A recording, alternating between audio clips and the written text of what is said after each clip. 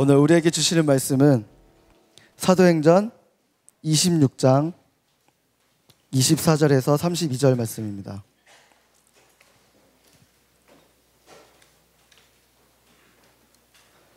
한 절씩 돌아가며 교독하겠습니다.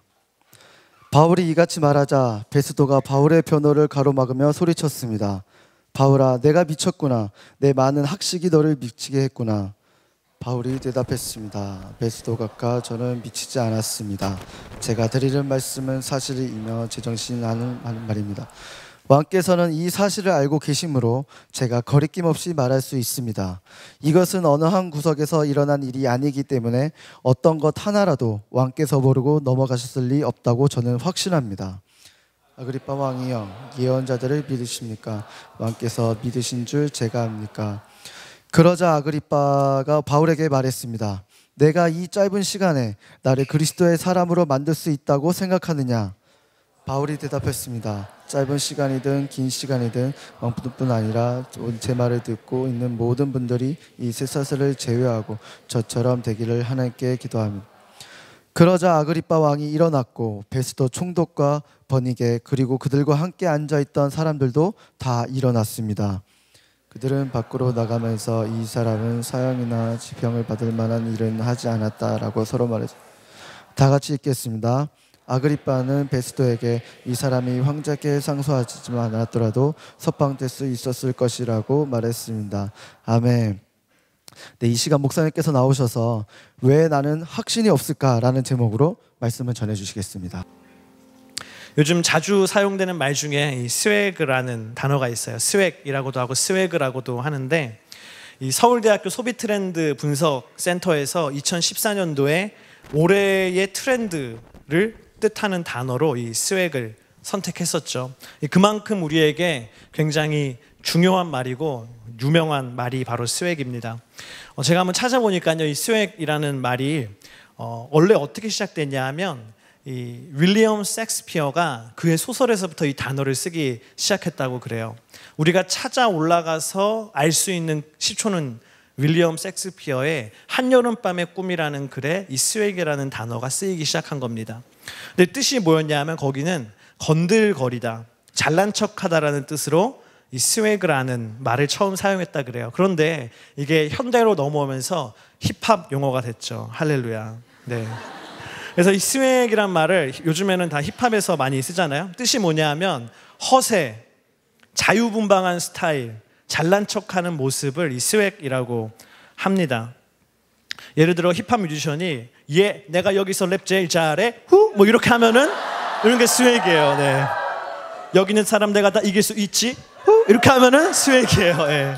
근데 이런 거를 막 잘난 척하고 막 이렇게 뽐내는 거를, 자신만만한 태도를 교만하다, 밥맛이야 막 이렇게 부정적으로 보는 게 아니라 멋있어, 간지나, 이렇게 긍정적으로 평가하는 게 바로 이 스웩입니다. 저는 굉장히 근데 궁금했어요. 왜냐하면 왜 그걸 멋있다고 할까? 제가 볼 때는 교만하기도 하고 허세 같기도 하고 그런데 허풍 같기도 하고, 그런데 왜 그것을 긍정적으로 해석할 수 있을까? 제가 굉장히 고민했어요. 그 가운데 고민 끝에 답을 나름대로 찾았어요. 이런 결론을 저는 맺었습니다. 강한 확신에서 메시지가 나오는 것이죠. 메시지는요, 강한 확신을 통해서만 전해질 수 있기 때문이에요. 한번 여러분 생각해 보십시오. 여러분이 학교에서 앞에 나가서 발표를 하는 거예요. 회사에서 앞에 나가서 발표를 하는 거예요. 그런데 막 너무 자신이 없어요. 막 쭈삣쭈삣 우물쭈물 막 들릴 듯 말 듯 굉장히 망설이는 태도로 발표를 하면 사람들이 그 발표의 내용을 신뢰할까요? 그렇지 않습니다. 웬만해선 신뢰하지가 않죠.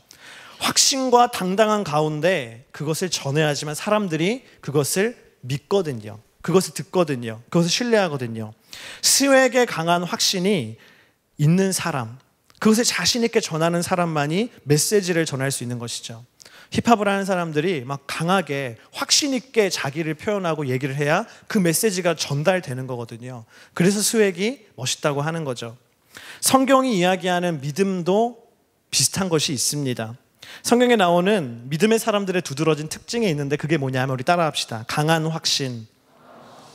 성경에 나오는 믿음의 사람들은요, 강한 확신의 믿음을 갖고 있는 사람들이에요. 한번 여호수아를 생각합시다. 여호수아가 가나안 땅에 들어가기 전에 이스라엘 백성들에게 도전을 합니다. 너희 섬길 자를 오늘 택해라.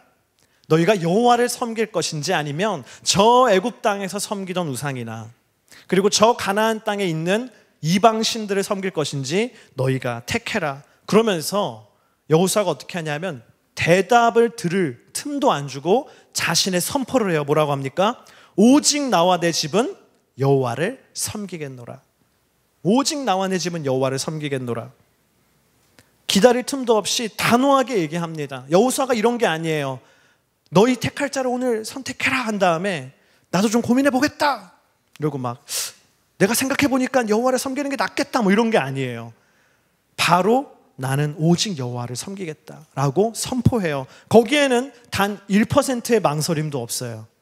그 선포에는 여호와 하나님을 믿고 섬기는 것이 맞다라는 확신이 강하게 들어가 있습니다. 그렇기 때문에 이스라엘 백성들의 그게 거룩한 도전이 될 수 있었던 것이에요. 또 한번 우리 생각합시다. 다니엘의 세 친구를 한번 생각합시다. 다니엘은 친구가 3명밖에 없었어요. 이름이 뭐죠? 사드락과 메삭과 아벳느고. 사드락, 메삭, 아벳느고. 저희가 신학교 다닐 때는 3명이 같이 다니면 우리는 사드락과 메삭과 아벳느고야 이렇게 신학교 개그하고 그랬어요. 이 사드락과 메삭과 아벳느고가 바벨론 왕 느부갓네살 앞에 섰어요. 느부갓네살 왕이 세운 금신상에 절을 하지 않으면 불구덩이에 던져지는 겁니다. 그래서 느부갓네살 왕이 이 절을 하지 않은 사드락과 메삭과 아벳느고에게 마지막으로 얘기해요. 너희가 지금이라도 절을 하면 내가 살려주겠다. 불구덩이에 들어가지 않아도 된다. 그러자 사드락과 메삭과 아벳느고가 어떻게 얘기하는가 이렇게 얘기했어요. 우리 함께 읽겠습니다. 다니엘서 3장 17절 18절 시작. 만약 우리가 절하지 않을 경우 우리가 섬기는 하나님께서 우리를 활활 타는 불구덩이 속에서 구해 주실 것입니다.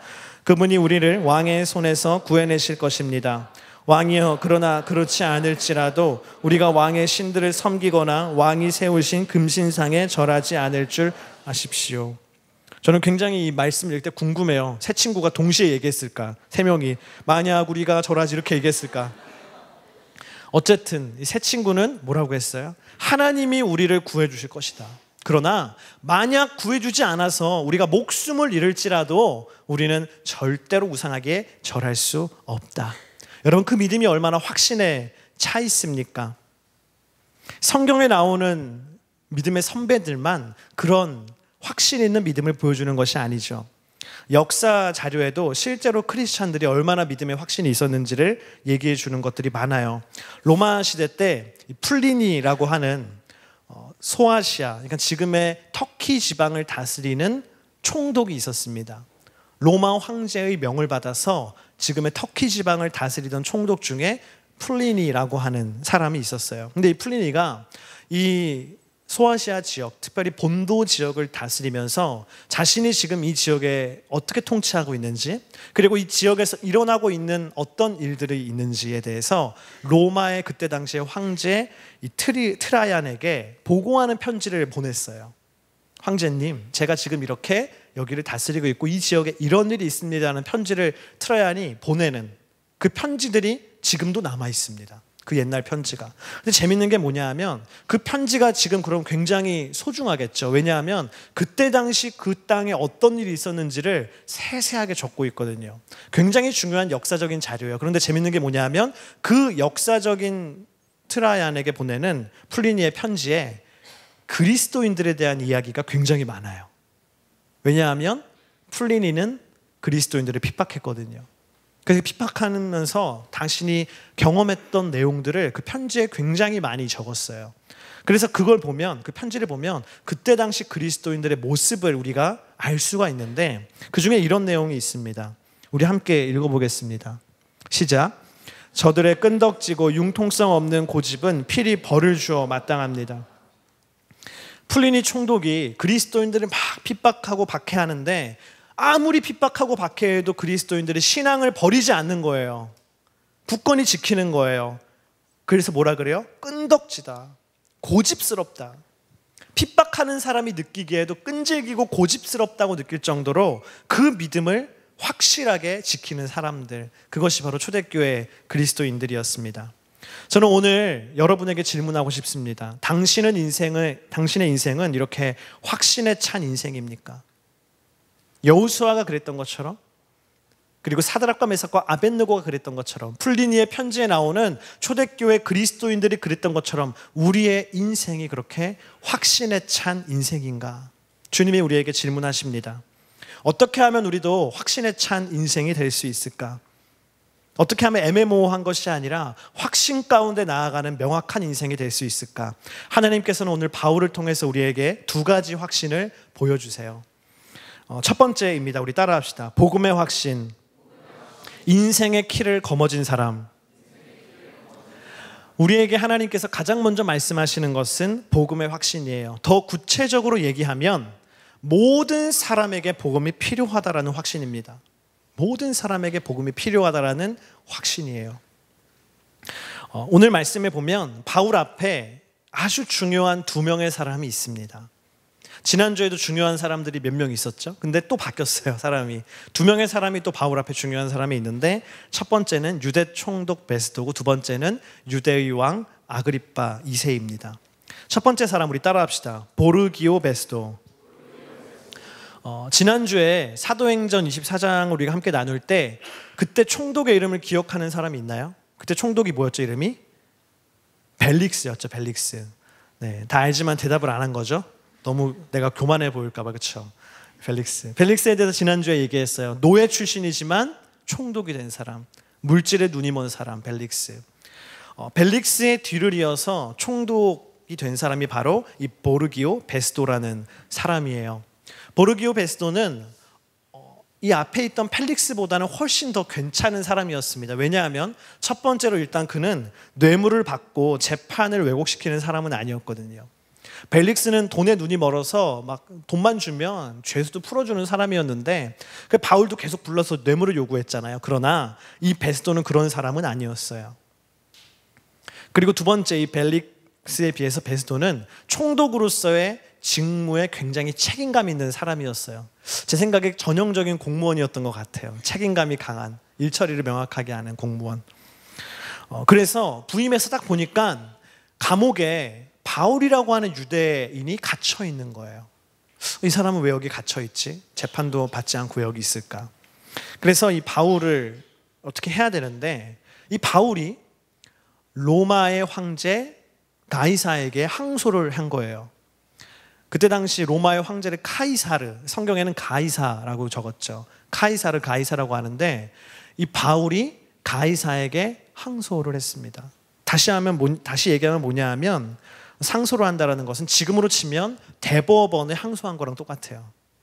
여기서 해결되지 않으니까 나 대법원에 항소하겠다 그러잖아요. 그리고 대법원까지 가야 되잖아요. 마찬가지로 바울도 이 법정에서 해결이 안 되니까 나는 억울하다, 나는 황제에게 상소하겠다. 그래서 이 베스도는 어쩔 수 없이 이 바울을 황제의 법정까지 데려다 줘야 돼요.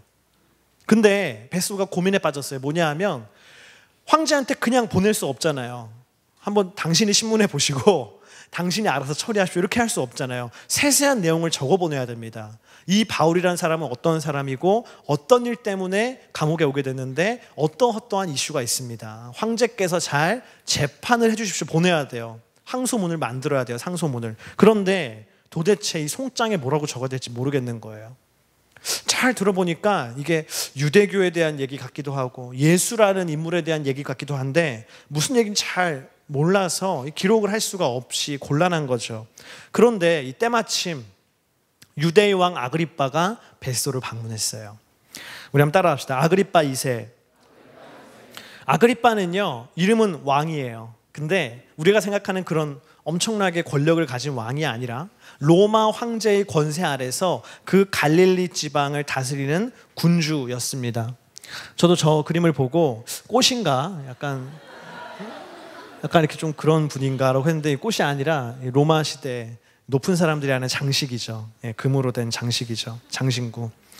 저 사람이 헤롯 아그리빠 2세인데 어쨌든 이 왕이지만 그래도 황제 밑에 있는 사람이거든요. 그렇기 때문에 황제가 파송한 총독 베스도가 새로 부임했을 때 인사를 가야 되는 거예요.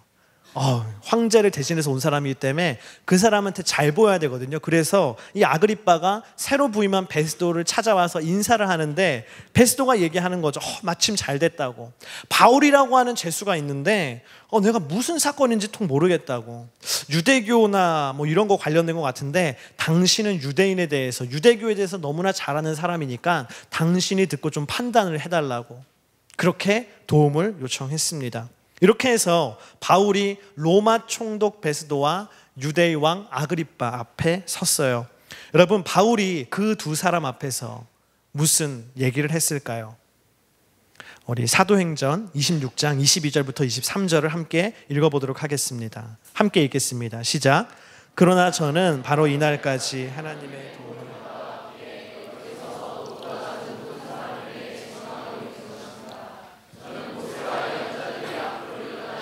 예언한 것 외에는 아무것도 말하지 않았습니다. 그것은 그리스도께서 고난을 당하셔서 죽은 사람들 가운데 가장 먼저 부활하심으로 이스라엘 백성들과 이방 사람들에게 빛을 선포하시라는 것입니다. 바울은요, 그 두 사람 앞에서도 복음을 전했어요. 예수 그리스도께서 십자가에서 우리의 죄를 대신해 고난 당하셨고 죽으셨고 죽은 사람들 가운데 부활하셨고 그 부활을 통해서 이스라엘 사람들과 이방 사람들에게 구원의 빛을 선포하셨노라. 마치 수행 넘치는 래퍼처럼 당당하게 복음을 두 사람 앞에 선포했습니다. 그러자 똑똑하고 이성적인 공무원 베스도가 이렇게 소리쳤어요. 24절 말씀 함께 읽겠습니다. 시작. 바울이 이같이 말하자 베스도가 바울의 변호를 가로막으며 소리쳤습니다. 바울아, 내가 미쳤구나. 내 많은 학식이 너를 미치게 했구나. 바울아, 내가 미쳤구나. 영어로 하면 뭐예요? Paul, you had been. 미안해요. 네. 예. 할렐루야. 생각날 거예요. 네. 바울한테 미쳤다 그랬어요. 바울아, 무슨 말이냐? 무슨 소리를 하는 것이냐? 부활이라니. 구원이라니. 너 제정신이냐? 너 미친 거 아니야? 바울에게 미쳤다라고 얘기했어요. 참지 못하고 얘기했어요. 여러분, 만약에 여러분들이 친구나 가족에게 복음을 증거했어요. 근데 친구가 당신에게 이렇게 얘기해요. 너 미쳤구나. 너 제정신 아니지? 막 이렇게 얘기해요. 그럼 여러분은 어떻게 반응하겠어요? 바로 움츠러들지 않겠어요? 아니야, 내가 괜히 얘기했어. 못 들은 걸로 해. 이렇게 그러지 않겠어요? 네. 왜냐하면 나는 미친 사람 취급당하고 싶지 않으니까. 그러나 바울은요, 조금도 움츠러들지 않았어요. 그는 이어서 이렇게 얘기했어요. 25절부터 28절에 있는 말씀 함께 읽겠습니다. 바울이 대답했습니다. 베스도 각하, 저는 미치지 않았습니다. 제가 드리는 말씀은 사실이며 제 정신으로 하는 말입니다. 왕께서는 이 사실을 알고 계시므로 제가 거리낌 없이 말할 수 있습니다. 이것은 어느 한 구석에서 일어난 일이 아니기 때문에 어떤 것 하나라도 왕께서 모르고 넘어가셨을 리 없다고 저는 확신합니다. 아그리빠 왕이여, 예언자들을 믿으십니까? 왕께서 믿으시는 줄 제가 압니다. 그러자 아그리빠가 바울에게 말했습니다. 내가 이 짧은 시간에 나를 그리스도의 사람으로 만들 수 있다고 생각하느냐? 바울이요, 베스도가 바울아 너 미쳤구나라고 얘기하니까 뭐라 그래요? 나 안 미쳤습니다. 그리고 바로 타겟을 어디로 돌려요? 베스도가 아니라 옆에 있던 아그리빠 왕에게 돌립니다. 그럼 아그리빠 왕에게, 아그리빠 왕이요, 구약의 예언자들 믿으시죠? 하면서 복음을 막 전하려고 하는 것이죠. 그러니까 아그리빠가 어떻게 반응해요? 내가 이 짧은 시간에 나를 그리스도의 사람으로 만들 수 있다고 생각하느냐? 오늘 네가 나 처음 만나서 처음 복음을 전하는데 그걸로 내가 그리스도인이 될 것 같으냐? 말 몇 마디로 내가 그리스도인이 될 것 같으냐? 막 열심히 거부하잖아요. 여러분, 바울이요, 권세 있는 자들 앞에서 조금도 주눅들지 않고 확신에 차서 복음을 증거할 수 있었던 이유가 무엇이겠어요? 미쳤다는 소리를 들은데도 멈추지 않고 바로 다시 복음을 전할 수 있는 그 이유가 무엇이겠어요? 그 첫 번째 뭐냐면 이것이 참 진리라는 확신이 그에게 있었기 때문이에요. 복음이 진짜다. 내가 하나님께 받은 복음이 가짜가 아니라 진짜다라는 확신이 있었기 때문입니다. 그리고 두 번째, 오늘은 이것을 더 얘기하고 싶습니다. 무엇이냐면 총독이든 왕이든 어떤 사람이든지 이 복음이 없으면 죽은 인생이다. 그 확신이 그에게 있었어요. 지금 내 앞에 총독이 있고 내 앞에 왕이 있지만 그 사람들도 어쨌든 이 복음이 없으면 죽은 인생이기 때문에 내가 이걸 전해야겠다. 그래서 길을 쓰고 복음을 전한 것이죠. 마틴 로이드 존스라는 영국의 위대한 설교자가 있어요. 저분이에요. 네. 제 책장에도 저분의 책이 있는데 책 표지에 저것보다 조금 더 싸늘한 사진이 이렇게 있어요. 그래서 제가 늘 보면서 늘 제 자신을 깨워요. 정신 차려야겠다. 로이드 존스 목사님. 로이드 존스 목사님은 위대한 영국의 설교자입니다. 하루는 이 로이드 존스 목사님이 영국의 옥스포드 대학에서 채플에서 설교를 했어요. 근데 설교가 끝나자마자 그 옥스포드 대학의 학장의 부인이 불이 나게 강대상으로 달려왔어요. 그리고 설교를 마치고 내려오는 로이드 존스 목사님에게 이렇게 얘기했어요. 목사님, 제가 이 옥스포드 채플에서 수도 없이 많은 예배를 드렸어요. 그런데 오늘 드린 예배가 최고였습니다. 최고였습니다. 제가 이 예배당에서 수많은 목사님들의 설교를 들었습니다. 그런데 우리를 죄인으로 보고 설교한 분은 목사님이 유일합니다. 그렇게 얘기했어요. 여러분, 옥스포드라는 곳이 어떤 곳입니까? 세계의 지성인들이 모이는 곳이 옥스포드 아니에요? 그래서 그 옥스포드에서 여러분이 한번 설교를 한다고 생각해 보세요. 옥스포드의 지식인들이 가득 모아놓고 거기서 말씀을 전한다고 한번 생각해 보세요. 어떻겠어요? 위축되지 않겠습니까? 저 사람들 진짜 천재들인데, 똑똑한 사람들, 내가 무슨 말을 하지 저 사람들한테. 얼마나 긴장되겠어요. 근데 실제로요, 옥스포드 대학에서 채플 때 설교를 하는 목사님들이 대부분 설교를 이렇게 시작했다 그래요. 다 이렇게 시작하는 거예요. 이렇게 옥스포드 대학교에서 설교를 하게 돼서 영광으로 생각합니다. 그런데 저는 여러분같이 그렇게 지식인은 아닙니다. 좀 이 점을 이해해 주시기 바랍니다. 그러고는 어떻게 설교해요? 온갖 지식을 동원해서, 온갖 어려운 말을 막 동원해서 막 지식적으로 설교를 하는 거죠. 사람들이 은혜를 못 받아요. 근데 그 학장 부인이 이렇게 얘기하는 거예요. 한번 같이 읽어봅시다. 시작. 아마 그들은 우리가 옥스포드 대학에 살고 있지만 그럼에도 우리가 죄인인 것을 알지 못하는가 봐요. 저는 책에서 이 얘기를 읽을 때 너무 인상 깊었습니다. 그렇구나. 옥스포드 대학에서 살고 있고 아무리 거기서 공부를 하는 사람일지라도 죄인이구나. 여러분, 그렇습니다. 공장에서 일을 하는 노동자나 대학에서 학생들을 가르치는 대학교 교수나 궁극적인 문제는 똑같아요. 뭐예요? 모두 죄인입니다. 차이는 뭡니까? 한 사람은 작업복을 입고 죄를 짓는 것이고, 한 사람은 남들 보기에 번드르르한 양복을 입고 죄를 짓는 것일 뿐이죠. 모두 죄라는 근본적인 문제를 가지고 있는 거예요. 우리가 이것을 알아야 됩니다. 우리 이걸 알아야 돼요. 바울이 왜 베스도 앞에서, 왜 아그리빠 왕 앞에서 전혀 움츠러들지 않고 복음을 전합니까? 그들은 화려한 옷을 입고 있지만, 그들은 아주 강한 권세를 휘두르고 있지만, 그렇지만 뭐예요? 죄인이거든요. 총독에게도 복음이 필요합니다. 왕에게도 복음이 필요합니다. 그런데요, 바울은 그 복음을 이미 가지고 있다는 거예요. 내 손에 복음이 있다는 거예요. 내가 당신에게 이걸 전해줄 수 있다는 것입니다. 이 복음에 대한 확신, 그 확신이 바울을 당당하게 만드는 것이죠. 당신은 인생에 키가 없지만 나는 인생의 가장 근본적인 문제를 해결하는 키가 이미 내 손에 있다. 난 이걸 당신에게 줄 수 있다. 그 당당함이 있는 것입니다. 여러분, 이 복음에 대한 확신을 여러분 갖기를 축복합니다. 할렐루야. 모든 확신은요, 내 인생의 모든 확신은 이 복음에 대한 확신에서부터 출발해야 돼요. 세상 사람들은 내 손에 돈이 있으면, 내가 돈을 쥐고 있으면 확신합니다. 그러나 그렇지 않아요. 내 손에 사람을 쥐고 있으면 인생이 확신한가? 그렇지 않아요. 내 손에 능력을 쥐고 있고 내 손에 놀라운 권세를 쥐고 있으면 내 인생이 확신 가운데 거할 수 있는가? 그렇지 않습니다. 복음을 쥐고 있기 때문에 확신 가운데 거하기를 축복합니다. 할렐루야.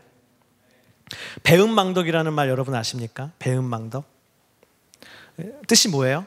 남에게 은혜를 입고, 남에게 입은 은혜를 잊고 배반한다. 그게 바로요, 배은망덕이에요. 저와 여러분은요, 하나님께 은혜를 입은 사람들이죠.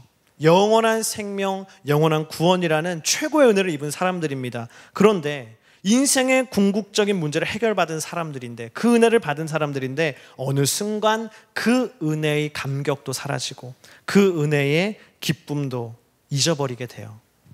말 그대로 어떤 사람이 되는 거예요? 배은망덕한 사람이 우리가 되는 것이죠. 그래서 가장 중요한 인생의 과제를 해결받은 사람임에도 불구하고 마치 아무것도 해결받지 못한 사람처럼 그렇게 확신 없는 삶 가운데, 불안한 삶 가운데 삶을 살아가는 것이죠. 한번 이 그림을 함께 봅시다. 이 고개 숙이고 있는 크리스찬, 저 크리스찬은 이미 예수 그리스도의 은혜로 말미암아 죽음의 문제를 해결한 사람이에요. 인생의 궁극적인 문제, 죽음의 문제를 해결한 사람이에요. 그리고 옆에 있는 사람은 하나님 믿지 않는 넌 크리스찬이에요. 무신론자예요. 그런데 이 사람은 죽음의 문제를 해결받지 못한 사람이에요. 근데 세상을 살아가는 태도를 보니까 저럴 수 있다는 거예요. 나는 이미 문제를 해결한 사람인데, 나 시험 끝났어요. 시험 패스했어요.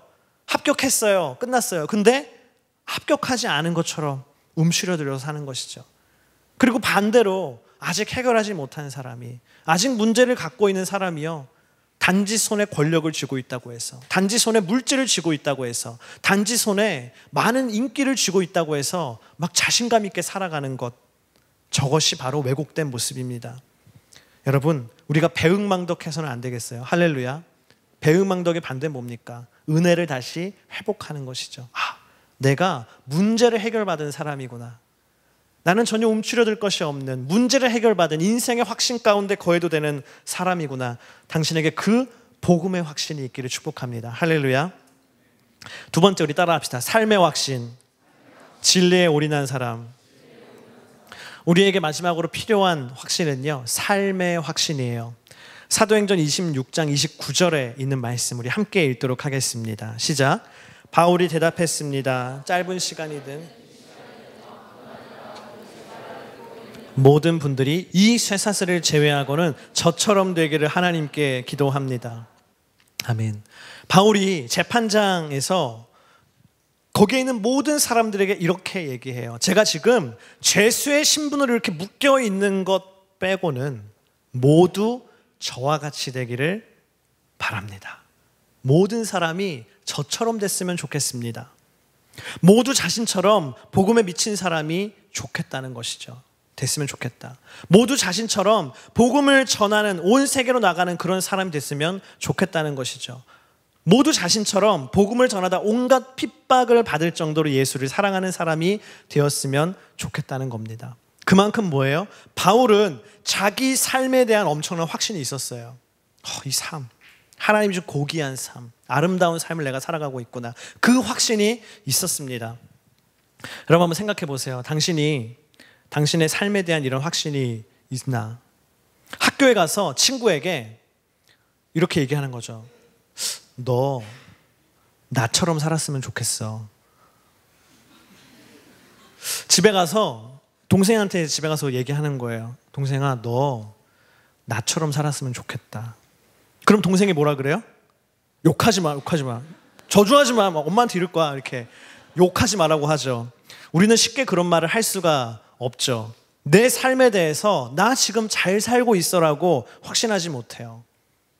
아마 오늘 설문조사에서 잘 살고 있는 사람 손 들어봐라. 몇 명 없을 거예요. 다 우리 어떻게 생각해요? 나 못 살고 있어. 내 삶에 뭔가 많이 부족해 라고 생각합니다. 그런데 그렇게 얘기할 수 있죠. 내가 어떻게 하면 그렇게 나처럼 살라고 얘기할 수 있을까? 내 삶이 지금보다 더 완벽해지면 내가 그렇게 얘기할 수 있겠다. 내 삶에 부족한 것들이 있는데 그게 막 채워져서 내 삶이 정말 완벽해지면 얘기할 수 있겠다. 나처럼 살아라. 나처럼 살아라. 그러나 여러분, 그렇지 않습니다. 우리의 삶이 충분히 완벽하지 못한 것이 문제가 아니라 우리의 삶이 충분히 헌신되지 못한 것이 문제예요. 우리 따라합시다. 완벽하지 못한 것이 문제가 아니라 헌신되지 못한 것이 문제다. 바울이요, 삶이 완벽했나요? 아니요, 그렇지 않았습니다. 바울 묶여 있어요. 바울 감옥에 있어요. 바울 잘 먹었어요? 잘 못 먹었어요. 바울 막 멋있었어요? 그렇지 않았어요. 인기 많았어요? 그렇지 않았어요. 바울은 제가 이걸 했잖아요. 이거 전통에 하면 이거예요. 바울이 짧고 배불뚝이에요. 실제로 외모가 바울 막 그렇게 멋있는 육신을 갖고 있는 사람도 아니었어요. 바울의 삶이 완벽했기 때문에, 바울의 인생이 완벽했기 때문에 그가 나처럼 됐으면 좋겠다라고 얘기하는 게 아니에요. 바울은 뭡니까? 그리스도께 헌신된 자기의 인생을 얘기하는 겁니다. 나처럼 이렇게 완전히 주님을 위해서 사는 인생이 됐으면 좋겠다. 오스 기니스라는 사람이 있죠. 응답한다 0519에도 이번에 왔었죠. 오스 기니스가 그의 책 회의하는 용기에서 이런 이야기를 하더라고요. 언젠가 그 오스 기니스의 친구가 자신을 찾아오더니 이렇게 얘기하더래요. 나 이제 더 이상 그리스도인이 아니야. 교회 같이 막 열심히 다니던 친구인데 나 이제 더 이상 그리스도인이 아니야. 내가 그렇다고 해서 기독교 신앙을 뭐 반대하는 건 아니야. 내가 교회에 대해서 막 싫어하는 감정이 있는 것도 아니야. 근데 이상하게 나 그 신앙에 대한 모든 것, 기독교에 대한 그 모든 것이 나한테는 현실감이 없어. 그냥 와닿지 않아. 뜬구름 잡는 것 같아. 나 그래서 오늘부터 그리스도인이 아니기로 했어 라고 얘기한 거예요. 그리고 며칠 뒤에 이 친구가 다시 오스 기니스에게 찾아와서 이렇게 얘기했다 그래요. 이렇게 얘기했어요. 난 기독교에 정말 헌신한 적이 없었던 것 같아. 헌신한 적이 없던 것 같아. 그러자 오스 기니스가요 이렇게 대답해 줬어요. 넌 어떤 것이든지 정말 헌신한 적이 있다고 생각하니? 왜 오스 기니스가 이렇게 차가운 대답을 했을까요? 그가 이렇게 얘기해요. 왜냐하면 그 친구를 자기가 오랫동안 봤지만 그 친구는 헌신에 대한 두려움이 있는 거예요. 어떤 것이든지. 그래서 그 어떤 것에도 헌신하지 않는 거예요. 헌신이 없기 때문에 깊이 들어가지 못하는 거예요. 어떤 것이든지. 기독교를 비롯한 모든 것에서 그래서 현실감을 느끼지 못하는 거예요. 늘 뜬구름 잡는 것 같은 거예요. 모든 것이. 뭐 취미생활 하나를 해도 그렇고 신앙 하나만 해도 그렇고 하는 둥 마는 둥 헌신이 없어요. 그렇기 때문에 당연히 그 사람이 느끼는 것이 뜬구름 잡는 것 같이 와닿지가 않는 것이죠. 깊은 만족을 얻지 못하는 것이죠. 여러분 C.S. 루이스가요 이런 말을 했어요. 우리 함께 읽어보겠습니다. 시작. 걸린 돈이 얼마 되지 않는다면 당신의 도박은 심각할 수 없다. 자신의 전 재산이 걸린 일임을 알지 않는 한 당신의 도박은 심각할 수 없다. 그 이하의 수준이라면 사람을 뒤흔들어 말뿐인 생각과 관념뿐인 믿음에서 헤어나게 할 수 없다. 여러분 생각해 보십시오. 몇백 원 걸어놓고 하는 도박이 심각할 수 있겠어요? 저는 이 학교 다닐 때 이 쉬는 시간에 친구들이 많이 했던 게 판치기, 형제들 많이 했죠. 막 에어 넣어 막아가지고 책 접어가지고 동전 넘기면 갖는 거, 그렇죠? 그런 거 많이 했잖아요. 근데 이 해봤자 100원, 200원이거든요. 별로 심각하지 않습니다. 그거 가지고 막 인생을 거는 사람 없어요. 마찬가지죠. 몇백 원, 아주 인생의 일부분 걸어놓고 진지할 수 없죠. 그냥 재미로 하는 것이죠. 마찬가지로 하나님께 내 인생의 아주 작은 부분만을 헌신한다면 어떻게 그 사람의 믿음이 진지할 수 있겠습니까? 어떻게 그 사람의 믿음이 심각할 수 있겠어요? 아까 이 오스 기니스가 얘기한 친구가 그랬다는 거예요. 조금도 그리스도에게 헌신하지 않고 그냥 푼돈 100원, 200원 걸어놓고 어떻게 그 게임이 진지하고 심각하고 자기의 삶의 변화를 가져다 주기를 바라겠습니까? 그러니까 오스 기니스가 그렇게 얘기해요. 너 어디에도 헌신한 적 없잖아. 얘기하는 것이죠. 여러분 어떻게 그 믿음에서 삶의 변화를 기대할 수 없습니다. 물속에 몸 전체를 담그지 않고 그냥 발만 이렇게 살짝 담갔는데 어떻게 내 몸에 흐르는 그 악취가 다 사라지기를 기대하겠어요? 헌신 없는 믿음은요 관념으로서의 믿음, 사유로서의 믿음에만 머물 뿐이에요. 만약 오늘 저와 여러분의 믿음이요 뜬구름을 잡는 것 같고 와닿지가 않고 현실감이 없다면 그것은 내가 헌신하지 않았기 때문이에요. 내가 내 몸을 담그지 않고 발끝만 담궜기 때문이에요. 찝찝할 뿐이죠. 여러분 아우니치에 가면 사람들이 하나님 만났다는 얘기를 종종 합니다. 아우니치 가서 은혜 받아서 하나님 만났어요. 저는 실제로 아우니치 가서 예수님 영접하는 팀원 많이 봤어요. 저 신기해요. 막 해외 아우니치 가는데 예수님 안 믿는데 해외 아우니치 막 가요. 제가 예수님은 아직 못 만났는데 가고 싶어요. 가요. 근데 가면 예수님 만나는 사람 정말 많아요. 돌아올 때쯤 예수님 고백하는 사람 정말 많아요. 제가 궁금했어요. 왜 그럴까? 왜 그럴까?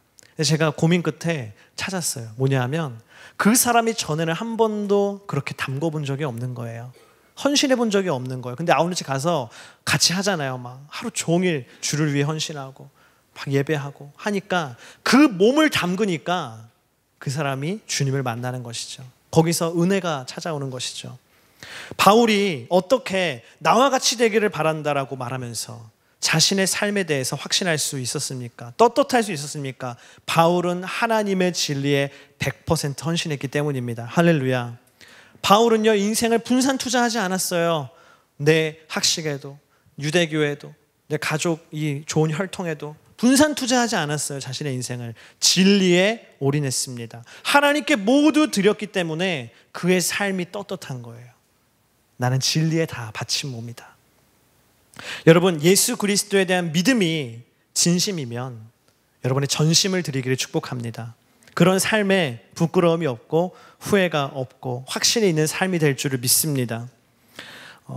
이 얘기를 하고 마치려고 합니다. 앞서 이야기한 소아시아의 총독 플리니가 로마의 황제 트라이안에게 보내는 편지에 초대교회 성도들을요, 신문하는 내용이 나와요.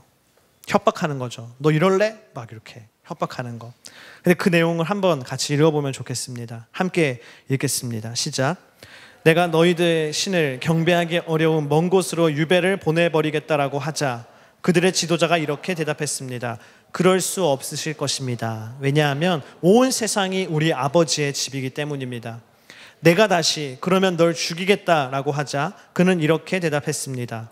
내 생명은 그리스도 안에 있습니다. 내가 너의 모든 소유를 빼앗겠다라고 하자 그는 다시 이렇게 대답했습니다. 내 모든 소유는 천국에 있습니다. 내가 너를 모든 사람과의 접촉에서 분리시키겠다라고 하자 그는 이렇게 대답했습니다. 그래도 저희를 그리스도의 사랑에서 끊으실 수는 없습니다. 우리 믿음의 선배들은요, 이 정도 믿음의 확신이 있었어요. 이 정도 믿음의 확신을 가지고 이겨냈어요. 그리고 200년 후에 이 믿음의 확신은 세상을 변화시키죠. 로마의 황제 콘스탄티누스 1세가 기독교를 정식 종교로 공인합니다. 핍박받지 않는 종교. 그리고 그로부터 80년이 또 흐른 다음에 서기 392년에 기독교는 로마의 국교가 돼요. 여러분, 바울 한 사람이 베스도와 아그리빠 왕 앞에서 복음을 전했을 때 뭐라 그랬어요? 미치광이 소리를 들었어요. 그런데 300년 뒤에 로마는 그 미치광이들로 덮였어요. 예수만 아는 미치광이들로. 여러분, 따라합시다. 복음을 확신하십시오. 이 세상 누구에게나 예수 그리스도의 복음이 필요하다는 것을 확신하십시오. 내가 가진 복음이 죽음의 문제를 해결하는 그 마스터 키임을 확신하십시오. 이미 나는 그 키를 가진 승리한 사람임을 확신하고 떳떳하게 사십시오. 두 번째, 우리 따라합시다. 삶을 확신하십시오. 삶에 대한 확신은요, 완벽함에서 나오는 게 아니에요. 내 인생의 모든 것이 채워져서 나오는, 완벽함에서 나오는 게 아닙니다. 삶에 대한 확신은 헌신했느냐에 따라서 나오는 거예요. 그리스도께서 당신의 삶을 취하시도록 당신의 삶을 헌신하십시오. 내 믿음이 진심이면 전심을 드리십시오. 지금 이 순간에도 수많은 사람들이 불확실성의 세상 가운데, 불안 가운데 표류하고 있습니다. 누가 그들에게 구원의 튜브를 던져줄 수 있겠어요? 복음의 확신, 삶의 확신을 통해 그 복음을 드러내는 사람, 그런 확신의 그리스도인, 그래서 그런 사람들에게 구원의 튜브를 던져줄 수 있는 사람이 되기를 주님의 이름으로 축복합니다. 우리 함께 이 시간 자리에서 일어나겠습니다.